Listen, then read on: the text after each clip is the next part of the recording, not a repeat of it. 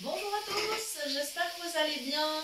Chez nous tout va bien malgré la pluie, c'est très pluvieux ces jours, mais je pense que c'est un petit peu partout. Alors voilà, on va faire avec.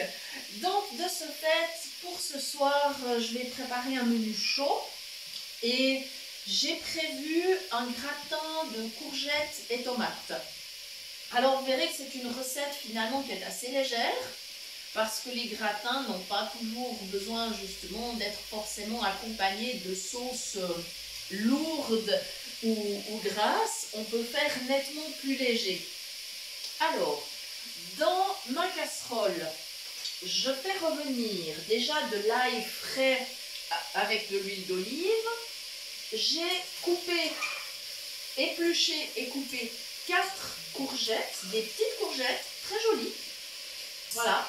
Et je fais revenir tout ceci dans ma casserole et je vais aborder la préparation des tomates. Alors, je n'épluche pas systématiquement la courgette, mais je trouve que cette année, les courgettes ont une peau assez épaisse qui finalement apporte plus de l'amertume que du goût. C'est pour ça que là, j'ai plutôt fait le choix d'éplucher. Voilà, après ça dépend des années. Voilà.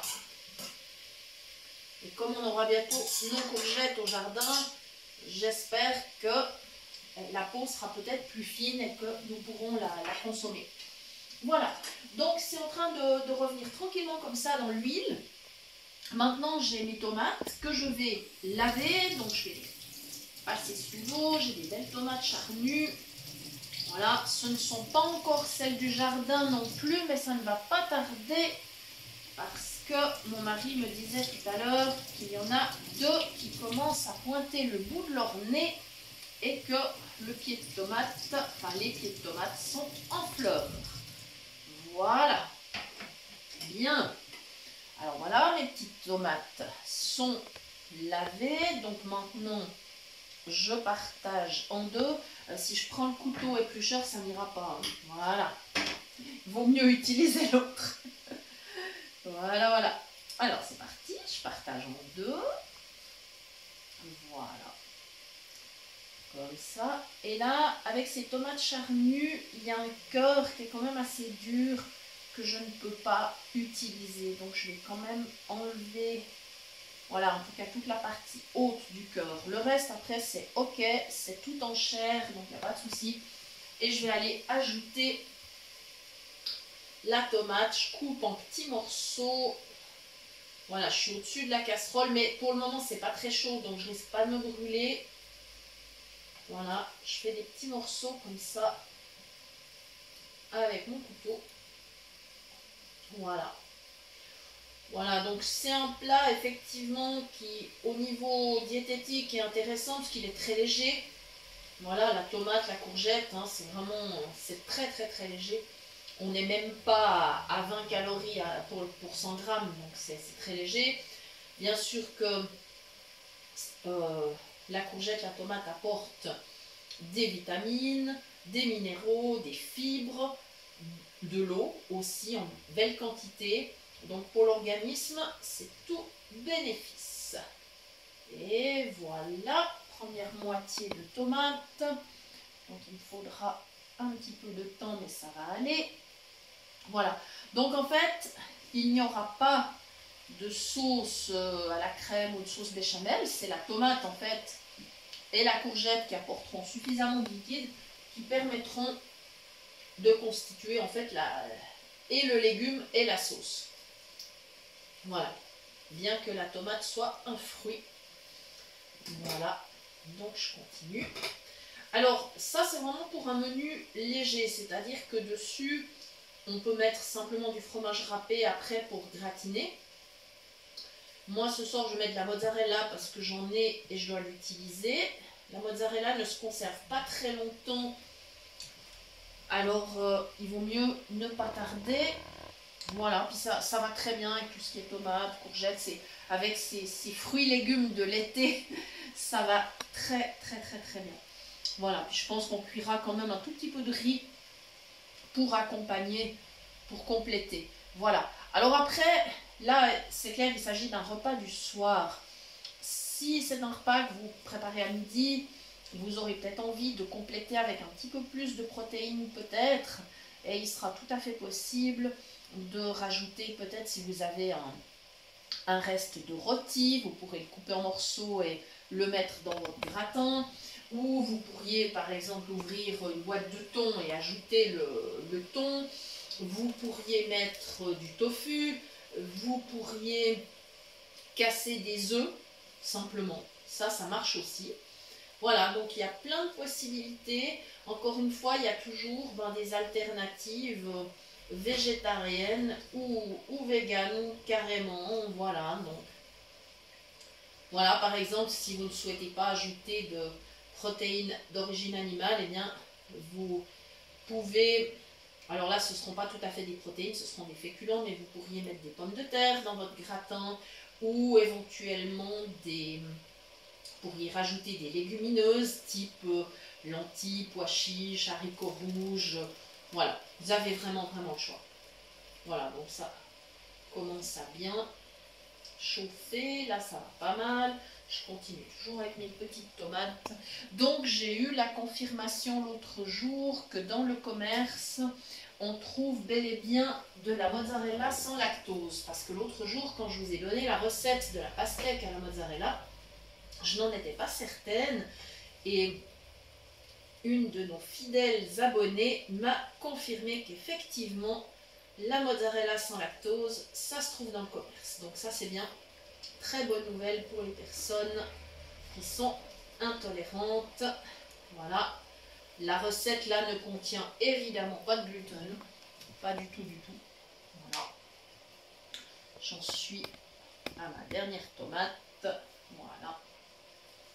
Et je profite vraiment encore une fois pour vous remercier tous de nous suivre pour les demandes de recettes, les demandes de liens, pour tous les abonnements qui ont déjà été faits sur notre chaîne. Vraiment, je vous remercie. On a des échanges formidables, que ce soit sur la chaîne, que ce soit sur Facebook, que ce soit par mail. On est absolument ravis. On est aussi présent dans un groupe WhatsApp. Voilà, on est absolument ravis de tous ces échanges. Et bien sûr, je vous rappelle que notre démarche est absolument bénévole.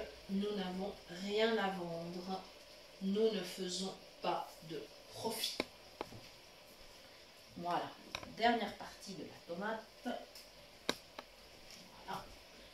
Ça commence à sentir bien bon l'ail. Je dois dire que c'est super sympa. C'est bien agréable. Voilà, voilà, voilà. Et du coup, j'aurai même pas tellement besoin de rajouter de liquide, ça ne sera pas nécessaire parce que mes tomates et mes courgettes sont déjà en train de rendre de l'eau, donc c'est bien, c'est très bien. Je vais pouvoir un peu les cuire comme ça à l'étouffer, c'est plutôt pas mal. Voilà, les petits couteaux sont propres. Les tomates, je mettrai, enfin, on va dire les cœurs des tomates que je n'utilise pas, je pourrais les mettre tout à l'heure au compost. Alors, il est temps que je me munisse de ma spatule pour aller tourner un petit peu dans la casserole. Voilà, je vais... Oh, il y a bien assez de liquide, donc ça c'est bien. Pas besoin de rajouter d'eau. Voilà.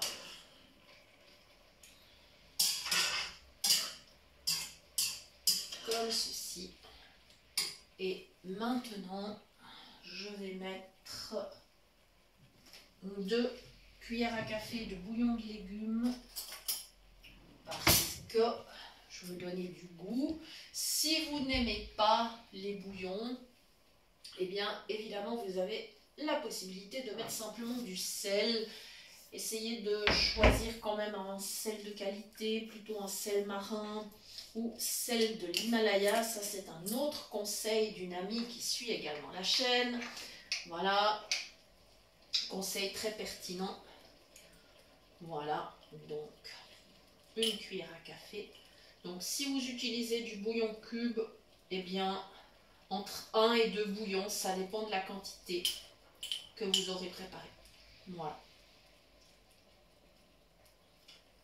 Je vous rappelle, attention avec les bouillons, Il y en a qui ont un taux de sel très élevé. Il y en a qui contiennent passablement de gluten. Donc ceux-là sont à éviter, même s'ils sont meilleur marché. Moi je vous dis clairement que mon bouillon aux légumes sans gluten, je le paye un petit peu plus cher. Mais par contre, j'en utilise moins.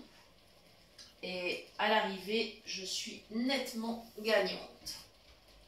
Voilà. Comme ceci. Voilà. Et mes sempiternelles petites baies de poivre. Voilà. Alors, je vais être un petit peu... Je ne vais pas être trop généreuse, mais quand même. Voilà. Donc, je tue ma casserole. C'est OK. Voilà. Voilà, voilà. Et maintenant, ce que je vais faire, je vais simplement poursuivre la cuisson. Peut-être que je rajouterai un petit peu de poivre de Cayenne, éventuellement, tout à la fin. Maintenant, je vais laisser mijoter. Je vais remonter un petit peu la chaleur. Voilà. Je vais laisser mijoter, en tout cas, 20-25 minutes. Je veux quand même que ça soit bien, que ça aille bien compoter en fait. Hein. Donc pour le moment, je remonte la chaleur, mais après, je pourrais à nouveau diminuer. Voilà. Et puis quand ça sera prêt, comme il est encore de bonne heure, je pourrais laisser refroidir un peu. Comme ça, j'aurai pas de risque de me brûler quand je vais mettre tout ça dans mon plat à gratin. Je couperai mes petits morceaux de mozzarella que je parsèmerai par-dessus. Et je mettrai au four à 200 degrés pendant 25 à 30 minutes. Ça dépend toujours du temps de préchauffage du four. Et bien évidemment, ça dépend aussi si on a un four qui est simplement un four électrique, si on a de la chaleur tournante. On va dire qu'il y a toujours une petite marge qui peut être différente. Donc, je pense que si vous avez l'habitude d'utiliser votre matériel, vous connaissez votre four et vous savez combien de temps vous devrez mettre. Voilà, voilà, voilà, voilà. Alors, maintenant je vais couvrir. Je le fais avant que ça soit trop chaud pour ne pas me brûler. Voilà. Et d'ici un petit instant, je vais baisser le feu à nouveau pour que ça mijote. Voilà, j'espère que ce plat qui est finalement très léger vous inspirera et vous donnera envie de le préparer. Je vous remercie beaucoup de nous avoir suivis. Je vous rappelle que vous pouvez en tout temps nous écrire à l'adresse suivante cuisinepratique@mail.ch pour toute demande de recette ou pour recevoir les liens des prochaines vidéos. Voilà, merci beaucoup. Je vous souhaite une bonne fin de journée. Je vous dis à très bientôt.